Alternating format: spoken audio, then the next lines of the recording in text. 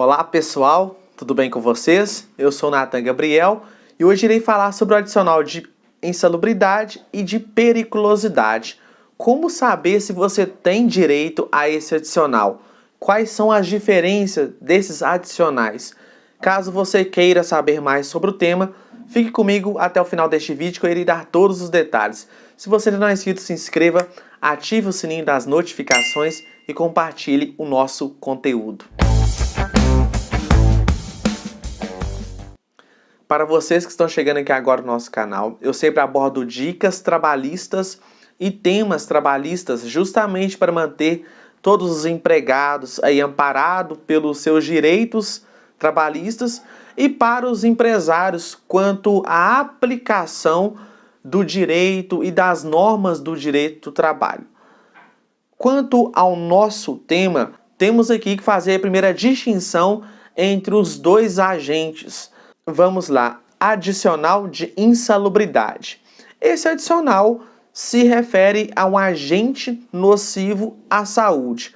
Todo aquele empregado que trabalha em contato com óleos, graxas, contato com alguns produtos de limpeza de forma mais excessiva, de contato diário, esses empregados, ele tem aí o direito de receber um adicional de insalubridade pelo fato dele ter esse contato de forma diária ou de forma contínua com esses agentes insalubres.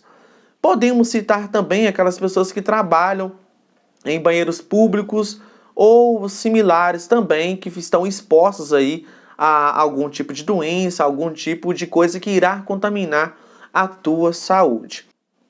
Por outro lado, o adicional de periculosidade, ele está ligado a explosivos, inflamáveis, a coisas que trazem um risco de morte ao empregado. Enquanto no adicional de insalubridade traz um risco à saúde, onde vai deteriorando aos poucos a saúde daquele empregado, na periculosidade se refere a questões explosivas e inflamáveis, como, por exemplo, aquele empregado que faz um manuseio aí de galões com óleo diesel, com gasolina, onde se caso pegar fogo, pode ser que ele perca até a vida ali fazendo o manuseio daquele material. Posto de gasolina. E aí podemos citar também aqueles vigilantes que fazem manuseio de arma de fogo. Tudo isso e outros exemplos que eu não dei aqui, nós podemos falar que tudo que envolve risco de vida aí daquele empregado, então ele vai receber um adicional de periculosidade quanto a esse tema. Agora vamos colocar como exemplo cada um deles. Vamos citar a diferença. A insalubridade, ela é um risco da saúde daquele empregado que vai se dando de forma gradativa. Então o empregado ele mexe com aquele produto um dia, 2 dias, e isso vai deteriorando, isso vai fulminando a vida daquele empregado, vai trazendo a ele sequelas no decorrer dos tempos. Enquanto ao adicional de periculosidade é aquele risco imediato, é aquele risco onde o empregado de forma rápida ele pode ter um acidente de forma, bem dizer, fatal. Seria no caso questão de explosivo, coisas inflamáveis que pode ter fogo, onde ele tem esse contato diretamente aí e o risco imediato, enquanto um é de forma paulatina, o outro ele já é de forma imediata. Para aqueles empregados que estão assistindo esse vídeo agora, pergunta, Nathan, agora eu trabalho em uma dessas condições. E aí, para mim, é devido ao adicional de insalubridade ou adicional de periculosidade? A resposta é: vamos analisar a cada situação. Vamos colocar que a empresa ela obedece o risco de tolerância do contato daquele empregado com aquele agente periculoso ou aquele agente insalubre. Se a empresa ela observa o limite de tolerância ou se a empresa ela fornece todos os EPIs necessários àquele empregado, EPIs são equipamento de proteção individual de cada empregado. Os equipamentos são luvas, botas, capacetes, envolve também outros equipamentos que eu também não tenha citado, mas que são inerentes àquela função do empregado, onde ele, ao ter o contato com aquele agente insalubre ou periculoso, vai diminuir o risco de um contato ali, de um perigo iminente. Então, nesse caso, se a empresa ela fornece os EPIs de forma adequada àquele empregado e tem aqui aquele treinamento, faz ali um treinamento de forma contínua, mostrando os riscos, fazendo todo aquele procedimento, juntamente com o técnico de segurança do trabalho, nesses casos, e desde que também a empresa obedece os limites de tolerância do contato daquele empregado com os agentes insalubres ou periculosos, nesse caso a empresa ela pode até deixar de pagar o adicional de insalubridade ou de periculosidade. Por outro lado, às vezes a empresa, ela mesmo tendo o fornecimento dos equipamentos de proteção individual àquele empregado, faz necessário o pagamento do referido adicional pelo fato de ser uma exposição de forma contínua. Nesses casos, a empresa ela vai sempre estar fazendo uma pesquisa daquele local para saber se de fato aquele empregado ele tem o direito de receber o adicional. Após isso, a empresa ela começa a pagar então ao empregado o adicional e pode ser, se for a insalubridade de 10%, 20% ou até 40% sobre o salário mínimo daquele empregado. Ele pode receber, então, essa porcentagem referente ao seu grau de contato com aquele agente insalubre. Por outro lado, se porventura, quanto ao agente periculoso, ele tiver o contato ali de forma contínua, a empresa constatar que de fato ele tem esse contato, nesse caso a empresa vai pagar aquele empregado 30% sobre o salário base daquele empregado. Nesses casos, tanto o adicional de periculosidade quanto o adicional de insalubridade, mesmo se a empresa paga o referido adicional, não exime a obrigação da mesma em sempre fornecer os equipamentos de segurança para manter a segurança e o bem-estar daquele empregado em desempenhar as suas funções.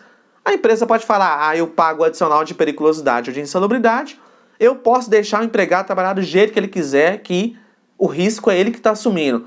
A resposta é não, não pode fazer isso.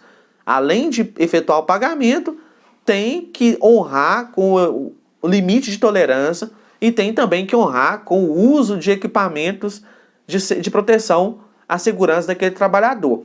Agora, há casos que, se o uso do equipamento ele é tão intenso que acaba por neutralizar aquele agente ou de forma parcial, fazendo com que aquele contato ele se diminua até por completo.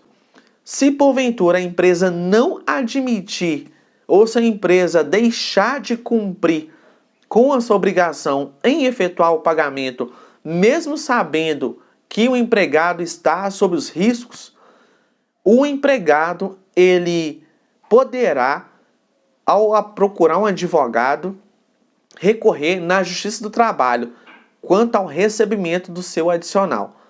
Na Justiça do Trabalho, o juízo vai nomear um perito da sua confiança e vai se organizar para fazer uma perícia lá dentro da empresa para atestar se aquele ambiente que o reclamante ou o autor, aquele empregado, podemos falar assim, estiver ali trabalhando, se de fato ele teve o contato com aqueles agentes a qual ele alega.